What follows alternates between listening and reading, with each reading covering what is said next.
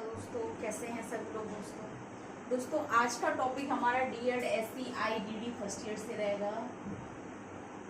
DEd SC IDD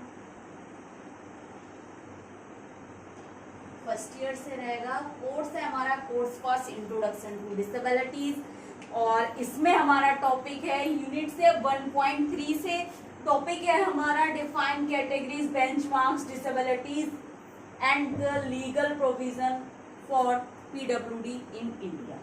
ठीक है, तो इस टॉपिक से आपको ये पूछा गया है कि भारत में पीडब्ल्यूडी बेंचमार्क विकलांगता श्रेणियों की परिभाषा और उनके कानूनी प्रावधान। अब देखिए दोस्तों, इस टॉपिक से रिलेटेड आपको जो एग्जाम में पूछा जाएगा, आपको किसी ये पीडब्ल्यूडी एक्ट जो है, पहले से पीडब्ल्यूडी एक्ट के नाम से जाना जाता था, लेकिन अभी की हम बात करें तो पीडब्ल्यूडी क्या है, आरपीडब्ल्यूडी हो गया है। ठीक है, तो इसमें आपसे क्या है, केवल क्या आएगा, इस टॉपिक से आपको बेंचमार्क डिसेबिलिटीज की परिभाषा पूछी जा सकती है, या पूछ सकता है आरपीडब्ल्यूडी एक्ट में या पीडब्ल्यूडी एक्ट में बेंचमार्क डिसेबिलिटी कौन कौन सी हैं, या उनकी कौन कौन सी श्रेणियां हैं और उनके लिए क्या क्या कानूनी प्रावधान है। ठीक है, तो दोस्तों देखिए, इसमें आज हम जानेंगे पीडब्ल्यूडी के बारे में, थोड़ा सा जानेंगे बेंचमार्क डिसेबिलिटीज क्या होती है, इसके बारे में जानेंगे कौन कौन सी श्रेणियां हैं।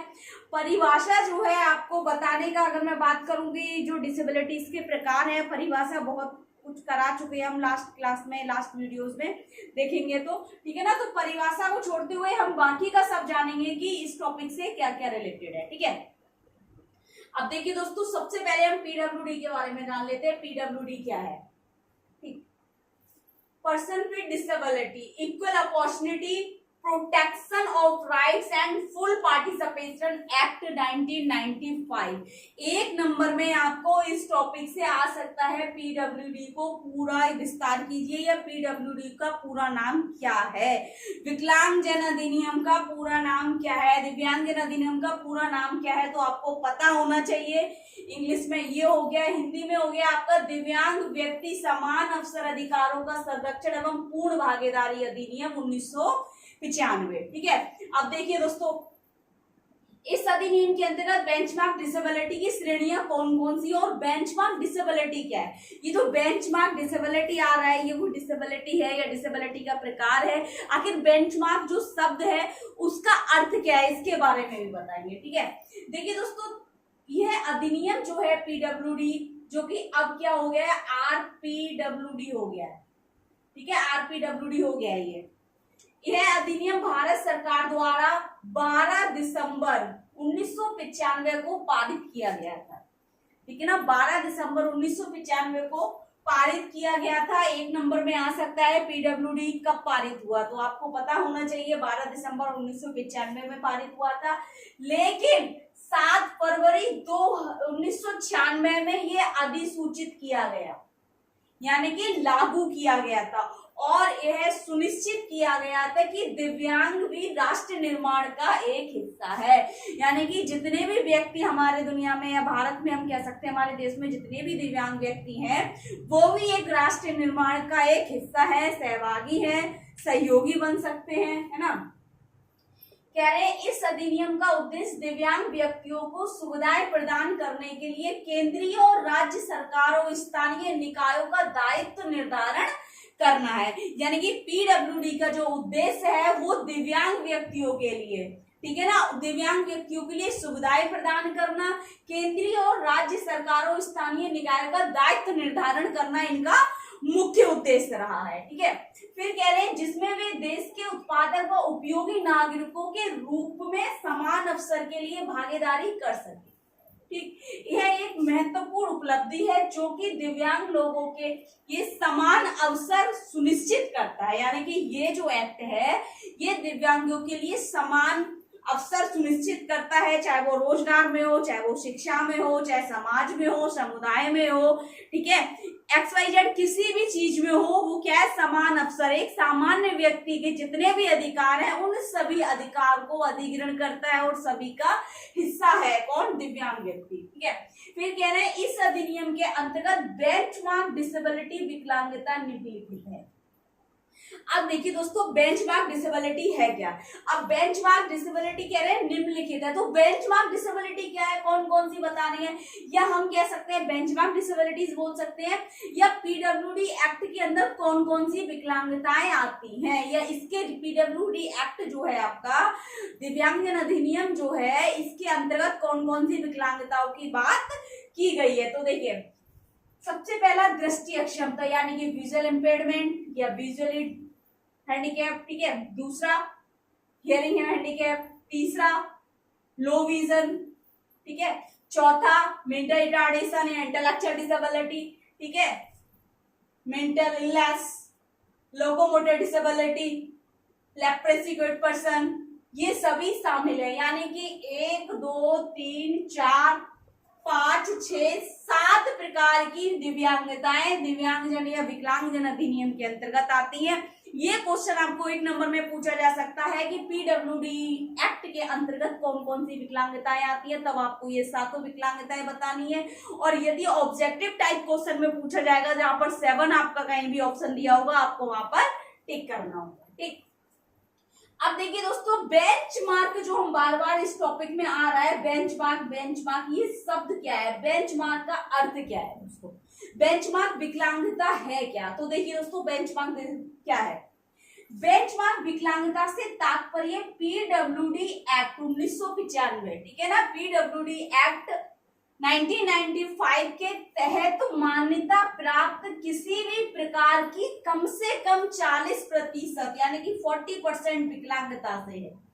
यानी कि हम कह सकते हैं उस विकलांगता को बेंचमार्क डिसेबिलिटी कहा जाता है जो व्यक्ति या जिस व्यक्ति के अंदर 40% विकलांगता है, ठीक है। जैसे कि वो कह रहे हैं विकलांग, बेंचमार्क विकलांगता से तात्पर्य है, ठीक है, पीडब्ल्यूडी एक्ट 1995 के तहत मान्यता प्राप्त किसी भी प्रकार से, यानी किसी भी कारणवश अगर कम से कम 40% अगर किसी व्यक्ति के अंदर या कोई भी व्यक्ति 40% विकलांगता रखता है या विकलांगता है, तो उस व्यक्ति की विकलांगता को बेंचमार्क डिसेबिलिटी के अंतर्गत रखा जाएगा, ठीक है।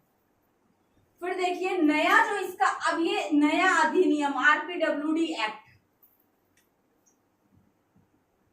2016 21 प्रकार की अक्षमताओं को मान्यता देता है। जैसे कि पहले पीडब्ल्यूडी एक्ट था जो भी हमने इसके बारे में जाना है, ऐसे ही इस एक्ट को 2016 में आरपीडब्ल्यूडी एक्ट कर दिया गया है। यानी कि इसमें क्या कर दिया गया है, अधिकारों के बारे में बताया गया है। आरपीडब्ल्यू जो है, आरपीडब्ल्यूडी एक्ट जो है विकलांग व्यक्तियों के अधिकारों के लिए ये एक्ट बनाया गया है और ये 2016 में बना था, 17 में लागू हो गया था, ठीक है ना। तो दोस्तों आरपीडब्ल्यूडी एक्ट में केवल 7 प्रकार की, अभी हमने देखा था, यानी कि 7 टाइप्स की थी, 7 प्रकार की विकलांगताएं थी बेंचमार्क। लेकिन आरपीडब्ल्यूडी जो एक्ट है आपका 2016 में बना है, इसमें 21 प्रकार की अक्षमताओं को मान्यता देता है। यानी कि जितनी 21 प्रकार की जो विकलांगता है वे सभी बेंचमार्क डिसेबिलिटीज के अंतर्गत आती है अगर वे किसी व्यक्ति में 40% विकलांगता रखती है, ठीक है।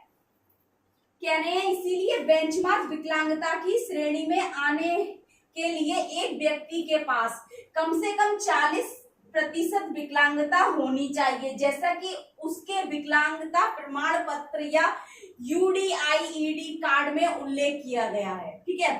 पीडब्ल्यूडी एक्ट 2016 में शामिल बेंचमार्क विकलांगता निम्नलिखित है। कौन कौन सी विकलांगता है पीडब्ल्यूडी एक्ट, अभी हमने पीडब्ल्यूडी के बारे में जाना था, आरपीडब्ल्यूडी एक्ट में कौन कौन सी है देखिए। दृष्टि अक्षमता यानी कि विजुअल इम्पेयरमेंट, ठीक है, अल्पदृष्टि, लो विजन आ गया आपका, कुष्ठ रोग, लेप्रेसी हो गया, हियरिंग इम्पेयरमेंट हो गया, लोकोमोटर डिसेबिलिटी हो गई, ठीक है, ड्वार्फिज्म हो गया या क्रेटिनिज्म भी बोल सकते हैं हम इसे, ठीक है, क्योंकि 2 प्रकार है, ड्वार्फिज्म और क्रेटिनिज्म, दोनों ही बौनापन है, ठीक है ना, अलग, लेकिन इनके कॉजेज अलग अलग है, सिम्टम सेम है, ठीक है। बौद्धिक अक्षमता, इंटेलेक्चुअल डिसेबिलिटी हो गया, मेंटल इलनेस हो गया, मानसिक रोग हो गया, स्वैलिंगता इसके अंतर्गत आती है, यानी कि ऑटिज्म हो गया आपका, प्रमस्तिष्क पक्षाघात, सेरेब्रल पालिसी हो गया, मांसपेशीय सड़न, मस्कुलर डिस्ट्रोफी आ गया इसमें, ठीक है, क्रोनिक न्यूरोलॉजिकल कंडीशन इसमें आ गई, विशिष्ट अधिगम अक्षमता यानी कि हमारा स्पेसिफिक लर्निंग डिसेबिलिटीज आ गई, मल्टीपल स्क्लेरोसिस आ गया आपका, वाणी एवं भाषा विकार, भाषा अक्षमता यानी कि स्पीच एंड लैंग्वेज डिसेबिलिटी आ गया, इसमें थैलेसीमिया आ गया, हीमोफीलिया आ गया, सिकल सेल डिसीज आ गया, मल्टीपल डिसेबिलिटी आ गया, एसिड अटैक विक्टिम आ गया और पार्किंसंस डिजीज आ गया। ठीक है, यानी कि तो आरपीडब्ल्यूडी एक्ट के अंतर्गत जो बेंचमार्क डिसेबिलिटी है जिनको शामिल किया गया उनके 21 प्रकार हैं। देखिए 1 2 3 4 5 6 7 8 9 10 11 12 13 14 15 16 17 18 19 20 और 21। तो ये जितनी भी अभी हमने टाइप्स ऑफ डिसेबिलिटी जो पढ़े हैं, यहाँ पर विकलांगता के प्रकार पढ़े हैं, अगर आरपीडब्ल्यूडी एक्ट के अंतर्गत ये आते हैं, ठीक है ना, जो 21 प्रकार की विकलांगता है, अगर 40% की विकलांगता जो व्यक्ति रखता है तो उस व्यक्ति की विकलांगता को बेंचमार्क डिसेबिलिटीज कहा जाएगा। ठीक है, अब इसके कानूनी प्रावधान क्या है दोस्तों? दिव्यांगता की रोकथाम या हस्तक्षेप करना, ठीक है ना, यानी कि दिव्यांगता की रोकथाम करना और उसमें हस्तक्षेप करना। दूसरा कह रहे हैं शिक्षा का प्रावधान, ठीक है, रोजगार का प्रावधान, सकारात्मक कार्यवाही, गैर भेदभाव का अनुसंधान, जनशक्ति विकास, सामाजिक सुरक्षा और शिकायत निवारण। तो ये हमारे मुख्य प्रावधान हैं इसमें पीडब्ल्यूडी और आरपीडब्ल्यूडी एक्ट के। ठीक है, क्योंकि पीडब्ल्यूडी एक्ट ही आरपीडब्ल्यूडी एक्ट बना है बाद में आकर, ये 2016 में बना है और ये 1995 का है। ठीक है, एक चीज ध्यान रखना दोस्तों, इसमें जो कभी कभी आता है कि पीडब्ल्यूडी एक्ट में कितने अध्याय हैं, चैप्टर कितने हैं, कितने अध्याय हैं, तो 17 है, यानी कि 17 अध्याय है। एक नंबर में बहुत पूछा जाता है ये चीज इसमें। ठीक है, और बाकी इसके अगर प्रावधान की बात करें डिटेल में बहुत बड़ा है अगर आप किसी बुक में पढ़ेंगे, लेकिन प्रमुख अगर आपको 1 नंबर में 2 नंबर में पूछे कि पीडब्ल्यूडी एक्ट जो है आपका विकलांगजन अधिनियम जो है, इसके कानूनी प्रावधान, मुख्य प्रावधान कौन कौन से हैं, तो इनके अंतर्गत छोटे छोटे हमारे और भी प्रावधान हैं। ठीक है ना, और भी सुविधाएं जो दे रहा है ये। ठीक है, तो जैसे कि दिव्यांगता की रोकथाम, हस्तक्षेप, तो इसके अगर हम ये एक टॉपिक है, ठीक है ना, एक हेडिंग है, इसके अंदर भी बहुत सारे अलग अलग टॉपिक मतलब डिटेल में दिए गए हैं। शिक्षा में, तो शिक्षा में क्या क्या चीजें हैं, तो वो बहुत सारी चीजें हैं इसमें। ठीक है, इतना डिटेल नहीं कर सकते हैं व्हाइट बोर्ड के साथ। ठीक है, गैर भेदभाव में क्या क्या चीजें आती हैं, तो उसके अंतर्गत बहुत बड़े हैं ये सारे। ठीक है, मैंने आपको केवल मेन टॉपिक बता दिए प्रावधान के। ठीक है, इससे रिलेटेड आपको बस ये छोटे छोटे क्वेश्चन देखने को मिलेंगे। बाकी आरपीडब्ल्यूडी जो एक्ट है आपका, आरपीडब्ल्यूडी जो हमारा 2016 वाला जो अधिनियम है, इसको भी हम किसी डिटेल में करेंगे, क्योंकि आने वाले यूनिट्स में हमें ये देखने को मिलेगा ये टॉपिक।